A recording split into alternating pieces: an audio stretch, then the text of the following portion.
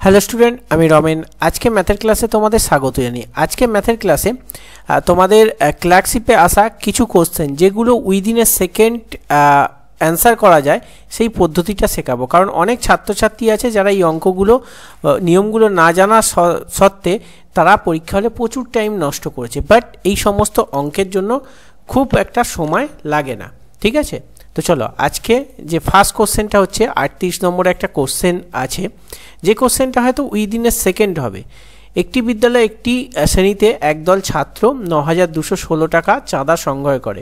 ওই শ্রেণীতে যতজন ছাত্র প্রত্যেকে তত টাকা করে চাঁদা দিল, ওই শ্রেণীর ছাত্র সংখ্যা কত? দেখো, যখনই বলবে যে প্রত্যেকে তত সংখ্যক চাঁদা দিল, কোনো কিছু দেখবে না, সঙ্গে সঙ্গে 9, 2, 1, 6 রুট ওভার করে দেবে। ঠিক আছে, রুট ওভার যদি করো, এটাকে যখন বর্গমূল করবে দেখবে অ্যান্সার বেরোবে 96। ঠিক আছে, এই যে 96-এর বর্গমূল হচ্ছে 9,216। ঠিক আছে, বর্গমূলের নিয়ম কি তোমরা প্রত্যেকে জানো। একদম উইদিনের সেকেন্ড 1 থেকে 3 সেকেন্ডের মধ্যে তুমি উত্তরটা করে আসতে পারবে পরীক্ষা হলে। চলো নেক্সট অঙ্কটা দেখে নিই। 41-এর একটা অঙ্ক আছে যেটা তুমি একদম সেকেন্ডে করতে পারবে। ঠিক আছে, 41 চলো কি বলেছে, 7 দ্বারা বিভাজ্য ক্ষুদ্রতম সংখ্যা যেটাকে ভাগ করলে তোমাদের 8, 12, 16 দিয়ে ভাগ করলে 3 ভাগশেষ থাকবে, কিন্তু 7 দিয়ে ভাগ করলে মিলে যাবে। অঙ্কটা এটাই, 7 দিয়ে বিভাজ্য এমন ক্ষুদ্রতম সংখ্যা নির্ণয় করো যা এত এত দ্বারা ভাগ করলে প্রতি ক্ষেত্রে 3 ভাগশেষ থাকে এবং 7 দিয়ে মিলে যাবে। এই অঙ্কটা মানে 7-এর গুণিতক।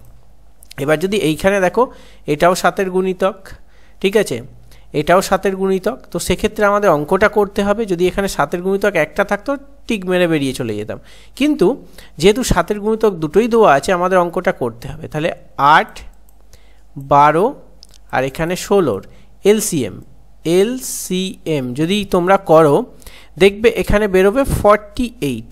ওকে, 48 বেরোলো। এবার উত্তরে দেখো আমাদের 140, 147, 150 এর মধ্যে আছে। তাহলে 48কে আমরা যদি 3 দিয়ে গুণ করি তাহলে 3 আসতে 24, মানে 144 আসছে। ওকে, 144 আসছে। এবার বলেছে 3 ভাগশেষ থাকবে, মানে এর সঙ্গে যদি আমরা 3 যোগ করি তাহলে 147। সংখ্যাটা যদি এরকম হয় 147 হয়, তাহলে আমাদের কি হবে যে এই সংখ্যা দিয়ে ভাগ করলে কিন্তু আমাদের 3 ভাগশেষ থাকছে, এবং 147কে যদি 7 দিয়ে ভাগ করো তাহলে মিলে যাচ্ছে। তাহলে এক্ষেত্রে অপশান বি সঠিক উত্তর। কতক্ষণ লাগলো? উইদিন এ সেকেন্ড তোমরা কিন্তু করতে পারবে। চলো এবার 42 নম্বরটা দেখে নিই। 42 নম্বরের যে অঙ্কটা দেখে মনে হবে যে জানে না, একদম মনে হবে কঠিন অঙ্ক। দেখো অঙ্কটা কিচ্ছু নেই, জাস্ট তোমরা চোখের নিমিষে অঙ্ক করতে হবে। ABC 3 জন আছে যা দৈনিক 300 টাকা উপার্জন করে। আবার A+C কি বলেছে একটু দেখে নিই। A+C আছে যারা একত্রে 188 টাকা ইনকাম করছে বা রোজগার করছে। B+C, এটা B। ওকে, B+C উপার্জন করছে 152 টাকা। এবার দেখো অঙ্কটা যে বোকা হবে সে আরও XYZ প্রসেসে করবে, কিন্তু যে চালাক হবে এই 300কে দেখে নেবে, দেখে নেওয়ার পর সঙ্গে সঙ্গে এইটাকে যোগ করে দেবে। কত হচ্ছে? 340। ঠিক আছে, এই দুটো যোগ করার পর এবার দেখো এই যে যদি আমাদের এখানে বলেছে 3 জনের হতো 300, কিন্তু এখানে দেখো C ডবল করে আছে, তাহলে একটা C যদি বাদ দিই তাহলেই তো A+B+C আসছে, আর এখানে ডবল C আছে। তাহলে ডবল Cর জন্য আমরা 300 থেকে এক্সট্রা কত 40 আছে। ওকে, তাহলে এই 40টাই হয়ে যাবে তোমাদের অপশানের সঠিক উত্তর। কি করে? এই 40 যদি আমরা বাদ দিয়ে দিই তাহলে থেকে যাচ্ছে 300। আমাদের এখানে কোশ্চেন স্যাটিসফাই, তাহলে অপশান এ হয়ে গেল সঠিক উত্তর। কতক্ষণ লাগলো? জাস্ট সেকেন্ডে করতে পারবে। বুদ্ধিটা ভাই খরচ করো, বোকার মতো পড়ো না, তাহলে এই যুগে বর্তমান যুগে চাকরি পাওয়া কঠিন হয়ে দাঁড়াবে। চলো আর একটা এই ধরনের টিক্স দেখিয়ে দিই তোমাদের, যেটা সম্ভবত 45 নম্বরের অঙ্কটা। দেখো কিচ্ছু নেই, আমি একটু বড় করেই দেখাচ্ছি। একটি অর্থমূল্যের সমান সুদে হারে 6 বছরে এবং 9 বছরে তোমাদের সুদের অনুপাত বার করতে বলেছে। দেখো দুটো এখানে করবে, ইন্টারেস্ট সমান মনে করবে এখানে 100 টাকা রেখেছে, সে 6 বছরের জন্য খাটাচ্ছে 10% সুদের হারেই ধরো খাটাচ্ছে। ওকে, নিচে 100 করে দিলে ঠিক আছে। আর একটা কন্ডিশান যেটা হচ্ছে 100 টাকার শর্টকাট দেখাচ্ছি, আগে একটু বড় দেখিয়ে নিই, 9 × 10% বাই 100, ঠিক আছে। দুটো কন্ডিশান হলো, তাহলে 100 100 কেটে দাও, 9 10 90 হয়ে গেল, ওকে। আর 0 0 কেটে দাও, 6 10 60 হয়ে গেল।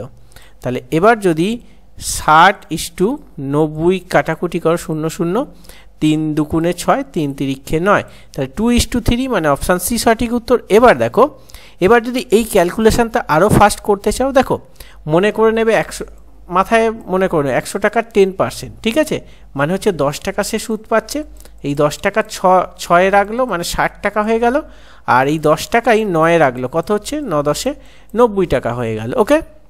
বা তুমি ধরে নিলে 10 টাকা রাখলো, 10 টাকার 1% তোমাদের হচ্ছে 10 টাকার 1% 1 টাকা, তাহলে সেক্ষেত্রে যদি 6 বছরে রাখে 6 টাকা, আর 9 বছরে রাখলে 9 টাকা। এবার এটাকে তুমি যদি 2:3 করে দাও, তাহলে উইদিন এ সেকেন্ড হয়ে যাচ্ছে। তুমি মাথাতে ক্যালকুলেশন করবে, এটা আমি তোমাদের জাস্ট বোঝালাম, ঠিক আছে। এটা তুমি জাস্ট মাথায় ক্যালকুলেশন করে সঙ্গে সঙ্গে অ্যান্সার করে দিবে, উইদিন এ সেকেন্ড, বলছি না নিয়ম শিখবে এরকম, উইদিন এ সেকেন্ড তুমি করে আসতে পারো। চলো আর একটা অঙ্ক দেখিয়ে দিই, একদম সোজা, কারণ তোমরা মনে করো অঙ্ক অনেক একটা কঠিন, অঙ্ক যদি ঠিকঠাক তোমরা করো ক্যালকুলেশনও করতে লাগে না।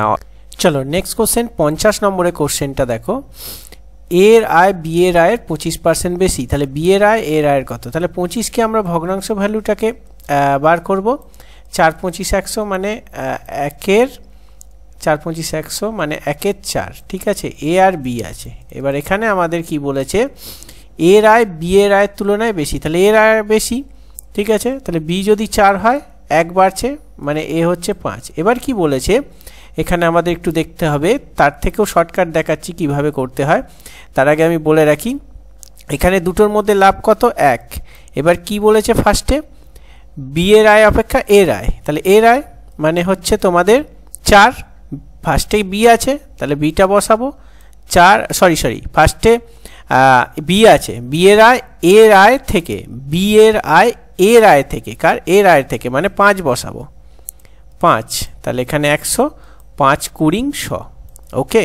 এবার এই অঙ্কের ক্ষেত্রে একটা তোমাদের শর্ট ট্রিক বলে দিই, যখন এই ধরনের অঙ্কে এখানে 25% থাকবে, সেখানে চোখ বন্ধ করে তুমি 20% অ্যান্সার করে দিয়ে চলে আসবে, এবং যখন এইখানটায় 20% দিয়ে দেবে, চোখ বন্ধ করে তুমি অ্যান্সারে 25% করে দেবে। এই দুটো ক্ষেত্রে কিন্তু হয়ে থাকে এরকম, 20 থাকলে 25 আর 25 থাকলে 20, ঠিক আছে, ম্যাক্সিমাম ক্ষেত্রে। চলো নেক্সট, আর তাছাড়া নিয়ম যদি করতে চাও, নিয়ম তো দেখিয়ে দিলাম।